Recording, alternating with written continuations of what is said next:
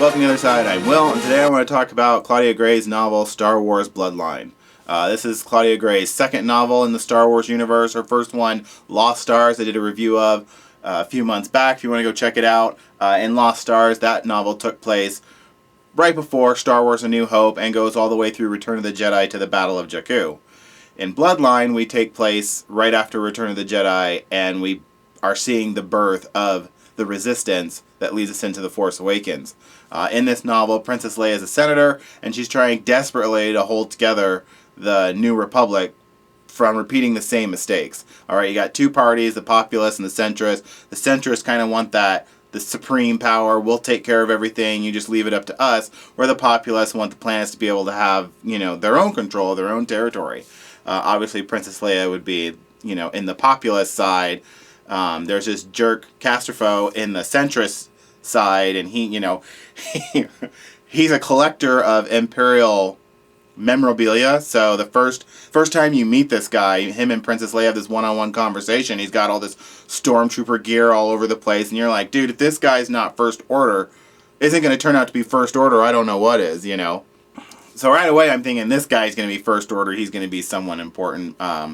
I love what Claudia Gray does with this character. You get to understand why Castrofo is the way he is. He hates Darth Vader, but he respected the power that the Empire has. And, him and Princess Leia get into some real heated battles, because he's looking at her like, basically she's this relic, I think he was 6 at the time that the Battle of Endor took place. But he wants to hear the war stories, but he thinks that the Empire had the right idea, they just had bad leadership. Alright, and so that's basically the mentality of the centrists. And Princess Leia, at this point in this novel, she's ready to leave. She wants out of the Senate. They don't get anything done. It reminds me of the conversation in the prequels with Anakin and Padme talking about how they don't get anything done, they just fight. And you're watching the same thing happen. So, in this novel, they want to do away with the Chancellor. They want to change the title of the Chancellor and make it the First Senator. And Princess Leia is the one that the populace want to present as their nominee. Alright, and you assume Castrofo is going to be the one to be the centrist pick, but the centrists do have a lot of infighting.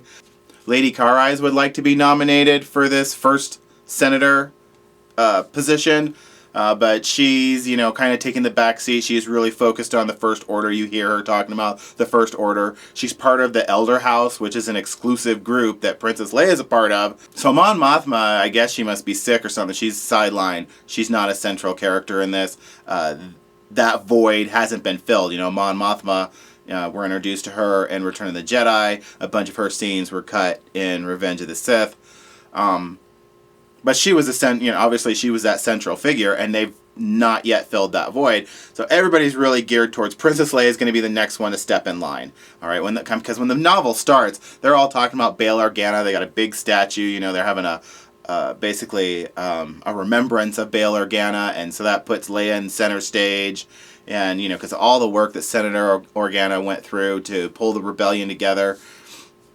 So at that point in time, yeah, Leia is looked at like a hero, and it's thank you for what your father did. But you get to see Princess Leia deal with the pain of losing her family, her friends, that whole planet, and that post-traumatic stress syndrome that she goes through in the book. Claudia Gray does a great job of writing about that. During that mission with Leia and Castrofo going to deal with the crime syndicate, you constantly get this battle of ideals, which was interesting because it happened in Lost Stars as well, but that was between, pilots. But now you have leadership, and they're like, look, the Emperor and Vader are what made the Empire bad. Without Darth Vader and Palpatine, the Empire would have been a good thing. And Princess Leia's like, are you nuts? Everybody needs their own freedom. We can't. It was tyranny and all these people that died. And so by the end of this mission, Princess Leia and Castrofo, they kind of make a truce, all right? They kind of can respect where each other's coming from.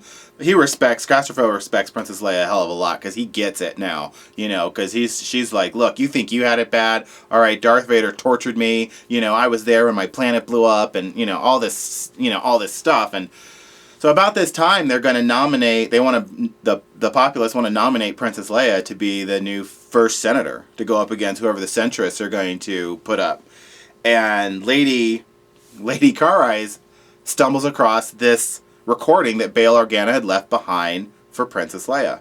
So in the recording, Bail Organa goes into talking about Padme and, you know, all the great things that her mom had done and how much that Bail Organa and his wife love Princess Leia. And it goes into explaining who her father really is. It never dawned on me until you're reading this book that no one knows that Darth Vader is Princess Leia's father. Just Han and Luke. Ben Solo doesn't even know.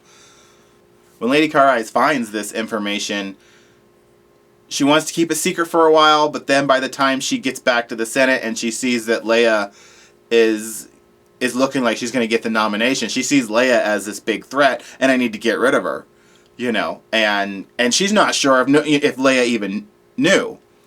So Leia and Casterfo, they form this relationship, while Lady Car Eyes goes to Casterfo and goes, you need to listen to this.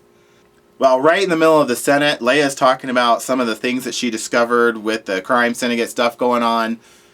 Casterfo shows up with the frickin' recording. Leia's on the Senate floor talking about what she found with the new crime syndicate, and she believes that they're funding some secret organization that's building an army, you know, a terrorist army. And Casterfo shows up, and he's like, you know, you guys, everybody needs to hear this. Because Princess Leia has been lying to us all this time, or Senator Organa has been lying to us all this time. She's the daughter of Darth Vader. And everybody's like, what? You know, the uprising and it's chaos. And, you know, he plays the recording. And at the time this takes place, Claudia Gray had did such a good job of, you see the pain that Leia is going through when she has to remember Alderaan. So she has not heard Bail Organa in years, you know. And there is this recording, she's listening to it, and everybody there, you know, he goes into, your father is Darth Vader, you know, and Princess Leia, she's just sick. But her first concern is getting to Ben. As soon as the whole thing's done, you know, and there's an uprising, and some of her friends are turning their backs on her, she goes to make a recording because she wants to get the information to Ben.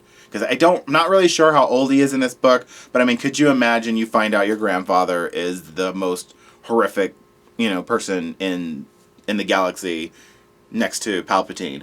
And one of my favorite lines in the book, when Casterfo exposes Princess Leia as the daughter of Darth Vader, I just thought it was really cool.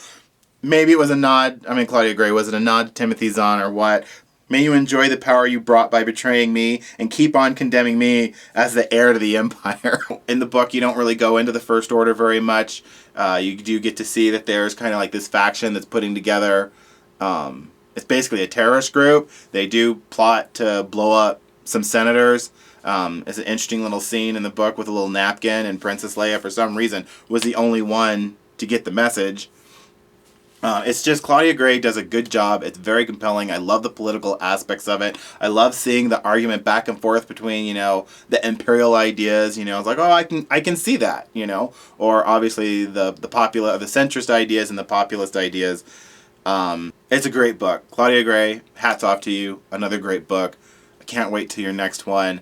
The only thing for me was I wanted just a little nugget of Ben Solo and how he was receiving that information. I can't wait for that book. So Bloodline, Claudia Gray, go pick it up. This is a good summer read, and then after you're done reading this, sit down and watch The Force Awakens again. Thank you for watching this video, and this is Will from the other side. I'm out.